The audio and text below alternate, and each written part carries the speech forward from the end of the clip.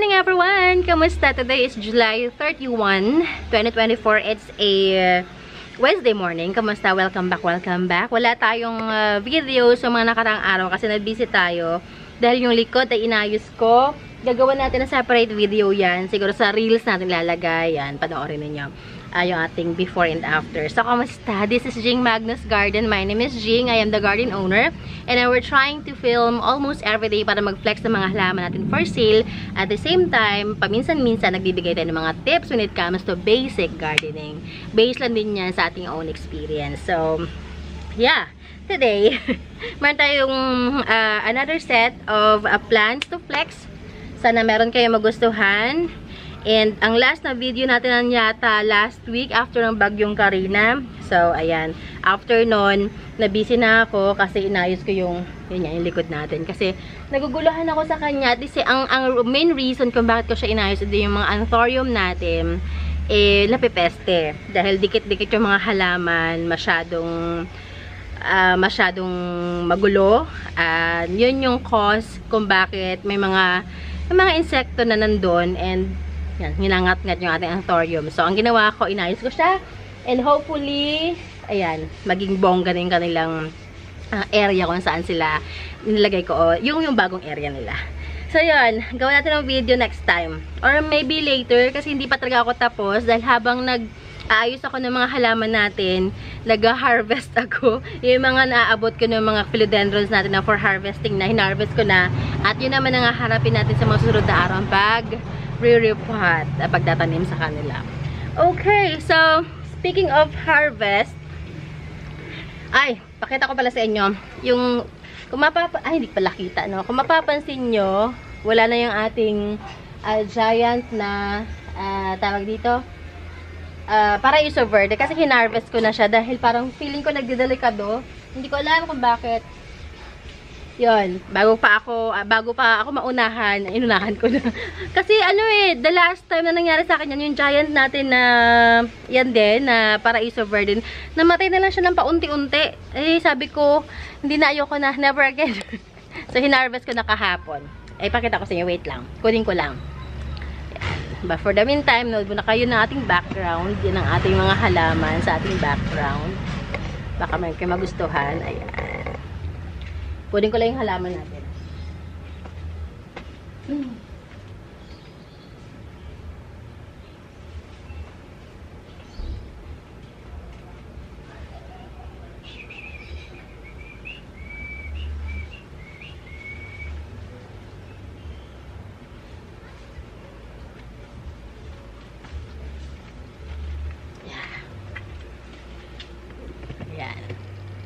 Balik tayo sa ating pag-video. Ito siya. Yan, kinat ko na siya into 2 para dalawang part. Ito yung sa babang part. Ito ang pinakang top cut. Sayang kasi baka mamatay lang. Mahal-mahal pa ng bili ko nito.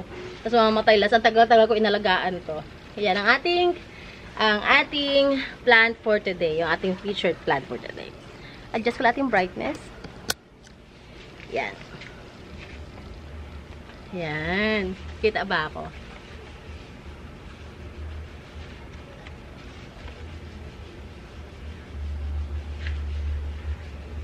Ayan.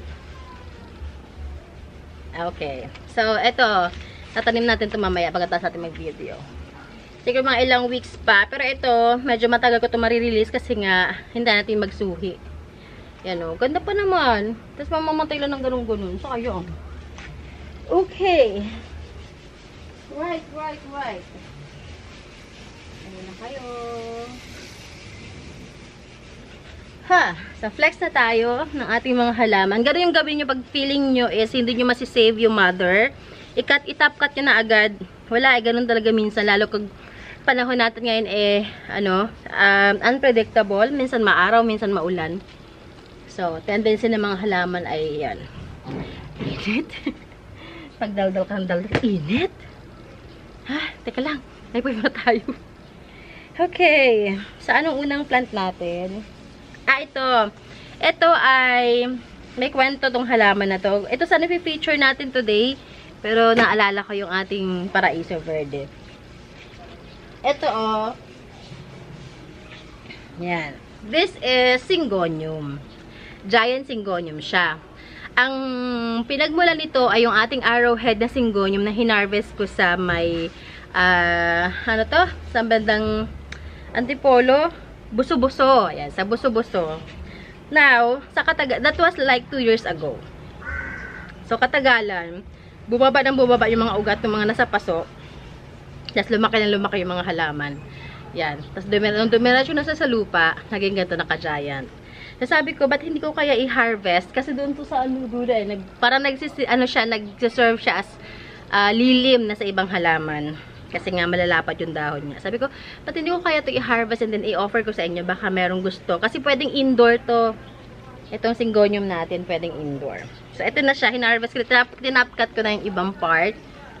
Yung ganyang kalaki. Tapos, pinat ko na rin siya. Yan. This one, binibigay ko lang to ng 380 pesos. Yan, 380. Yan. Negotiable pa ha, pwede nyo pantawaran. Pero ganyan na siya kalapad, ganyan na siya kalaki. Ayan siya. Pwede siyang pang display sa loob ng bahay. 380. Okay, meron pa ako maliliit doon, pero so far, ito pala yung ready, I guess, na pwede nang i-release. Kasi ang Syngonium naman, mabilis naman yan mag-stable. In all fairness naman sa halaman na yan. Ayan nga, oh, ugat niya, oh. Yan, sa mga gusto mag-top cut, pwede na siya i-top cut. 380. Okay. Lagyan natin ng presyo.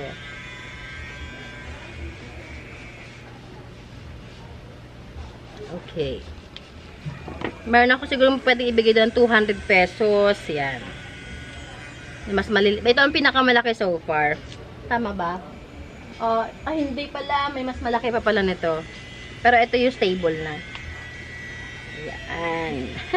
Natuwa kasi ako sa kanyang ganda kasi ng shape ng dahon niya. Oh, para mga, parang kamay.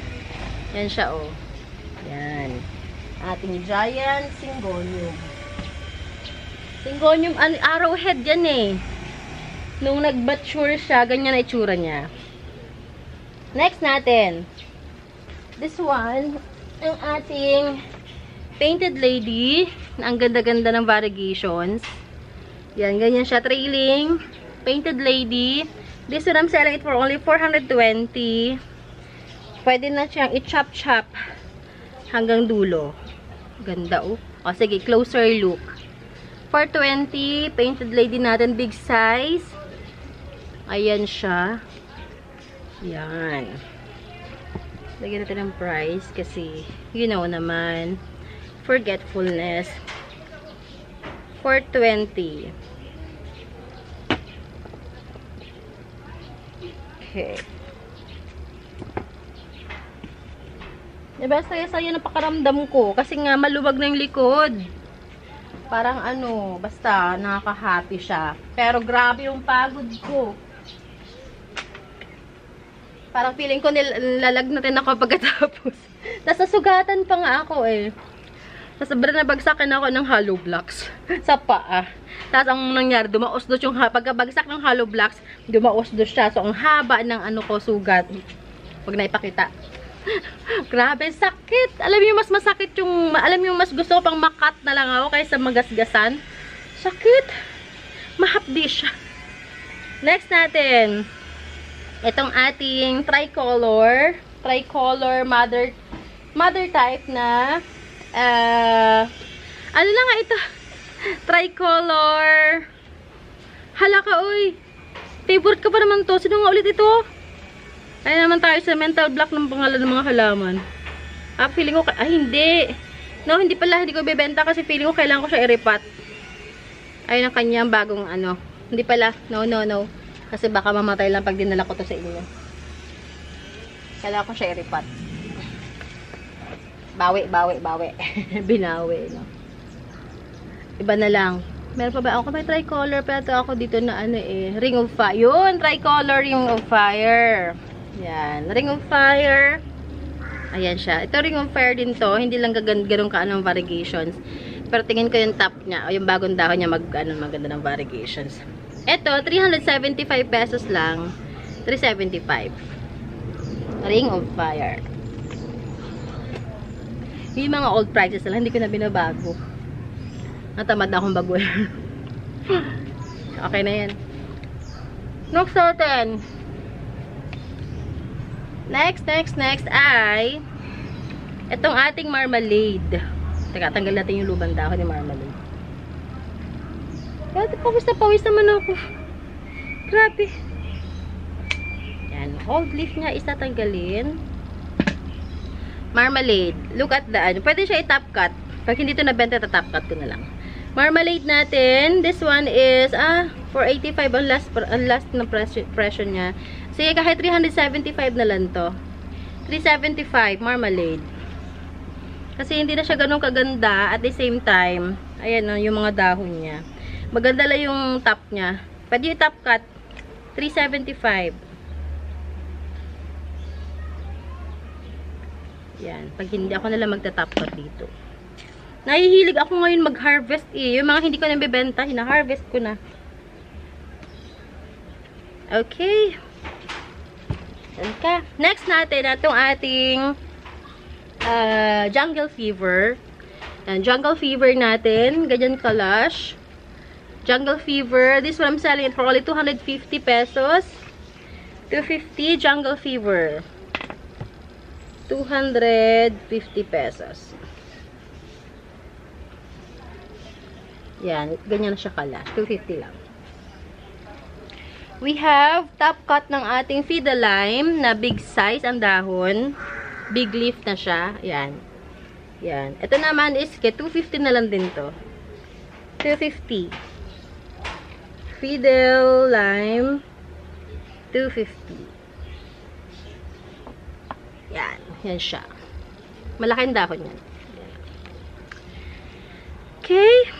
Next natin ang ating okay. Ito maliliit. 2-in-1, isang piñati partita tsaka Peru. Piñati partita tsaka Peru, magkasama na sila sa isang pot. This one, I'm selling it for only, sige, kahit ano na lang to, 180 pesos.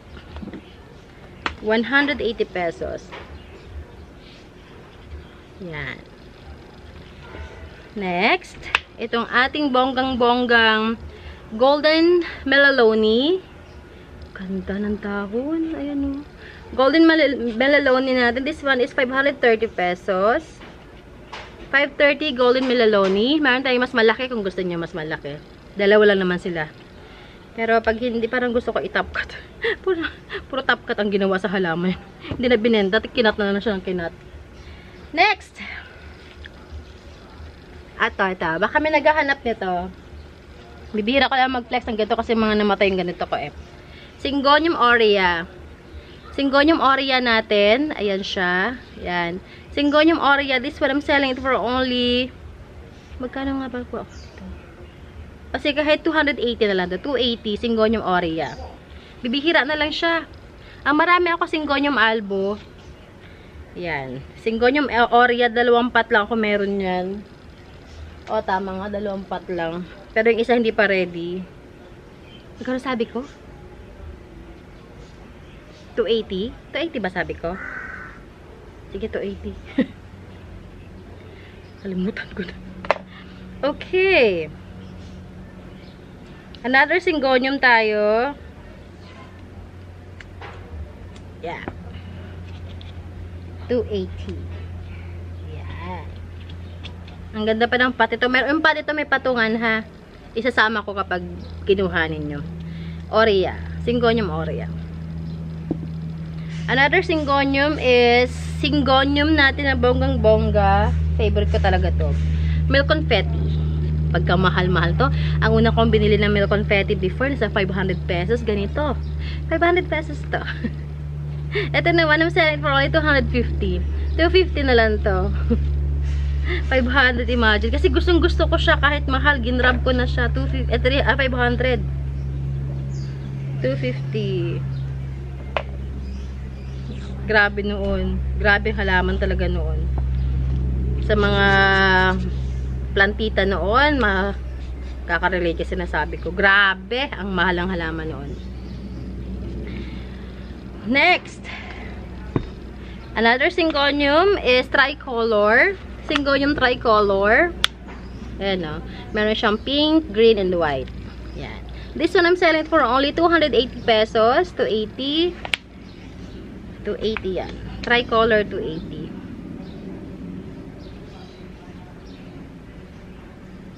Meron pa nga akong ano doon eh. Ito yung mother niyan, oh. Ang gusto ko na tuloy ihiwalay ito. Hiwa-hiwalay. Na dito. Kasi baka mawalan ako ng ano. Ito yung mother. Parang gusto ko nang ihiwa-hiwalay. Ayan, oh. Ating tricolor. Ganda, no? Pinapalaki ko lang ng konti. Baka ko hiwa-hiwalay. Kasi baka madeds. Next natin. Bukas try ko mag-flex sa inyo ng mga hanging kasi may mga ginawa kong hanging plants. Ah, meron pa ba? Ah, last pot.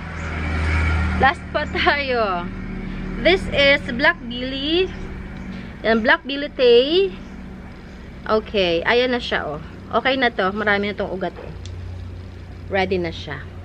Black Billy Tay natin. This one is selling it for only 420 pesos. 420 Black Billy. Uy, hindi ko na ilagay. Ala, kayo na ito 80. Ala, kayo na. Hindi ko na ilagay. Ah, kay tricolor pala. Ay, oo nga. Ay. Oo nga, sige. Nalito ng lolo nyo. Okay. 420 Black Billy.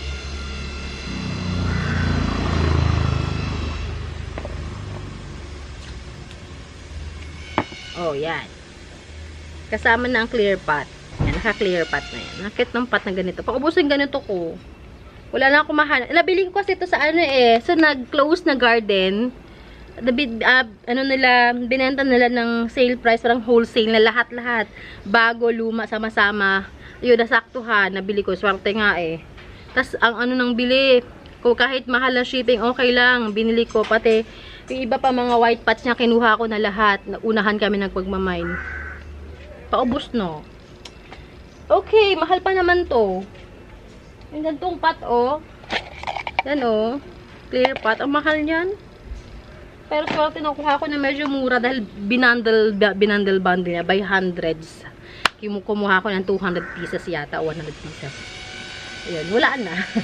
Yun na yung last na ano nila, pagla-live nila. So, yun lamang. Sana meron kayo nagustuhan sa mga finlex natin today. And if you do, nasa description box naman natin ating Facebook page link. I-messenger nyo ako. Location natin San Francisco, Binyan, Laguna. If you want to drop by, it's you're very much welcome. I-message nyo lang ako ahead of time. We deliver by Lalamove. If you have your own rider, it's okay. Mas okay nga yung ganoon. Para at least, kontrolado niya yung delivery. And, yun lang. Shoutouts. Message nyo lang sa ating comment section. Okay, yun lamang. Ingat everyone. I'll see you guys tomorrow. Hopefully, makapag-film tayo bukas. Bye-bye. Ingat. God bless you all.